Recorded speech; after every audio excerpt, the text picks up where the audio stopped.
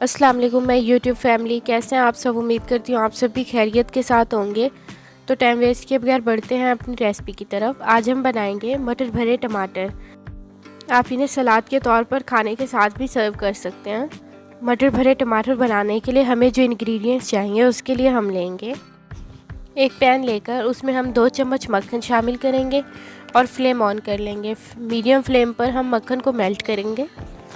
अब मक्खन मेल्ट हो चुकी है। अब हम इसमें 1 कप उबले हुए आलू शामिल करेंगे, 1 कप उबले हुए मटर, आधी चम्मच काली मिर्च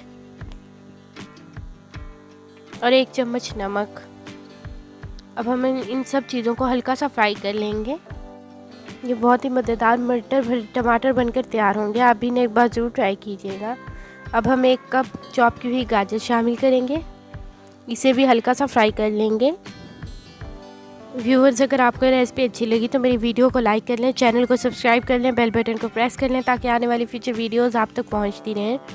ये देखिए व्यूअर्स, 2 से 3 मिनट फ्राई करने के बाद अब ये बिल्कुल फ्राई हो चुके हैं। अब इन्हें हम ठंडा होने के लिए रख देंगे। अब 5 से 6 टमाटर ले लेंगे और टमाटर को तकरीबन 1 इंच तक इस तरह कट कर लेंगे। कट करने के बाद दरमियान का जो उसका गूदा है वो निकाल लेंगे। इस तरह से टमाटर को बिल्कुल अंदर से खाली कर लेंगे। ये देखिए व्यूअर्स, टमाटर के अंदर का गूदा निकल चुका है, बिल्कुल खाली हो चुका है। आलू गाजर मटर के मिक्सचर में अब हम 1 से 2 अदद काट कर खीरा शामिल करेंगे, 1 प्याज चॉप की वो शामिल करेंगे। अब इन दोनों चीज़ों को भी इस मिक्सचर के साथ अच्छे से मिक्स कर लेंगे।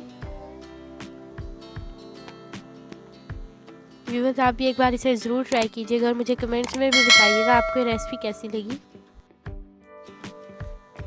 व्यूअर्स, अब ये मिक्सचर तैयार हो चुका है। हमने जो टमाटर लिए थे वो लेकर अब टमाटर के अंदर जो मिक्सचर तैयार किया था वो इस तरह से डाल लेंगे। इसको अच्छे से उस मिक्सचर के साथ फिल कर लेंगे। इसी तरह हम सारे टमाटर तैयार कर लेंगे। अब जो बचा हुआ सलाद का मिक्सचर है वो टमाटर के दरमियान पूरी प्लेट पर हम इस तरह से डाल लेंगे, जैसा कि आप वीडियो में देख रहे हैं।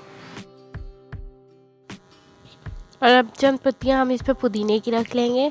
ये देखें व्यूअर्स, माशाल्लाह से कितने ज़बरदस्त हमारा सलाद बनकर तैयार हो चुका है। अब खाने के साथ सर्व करें।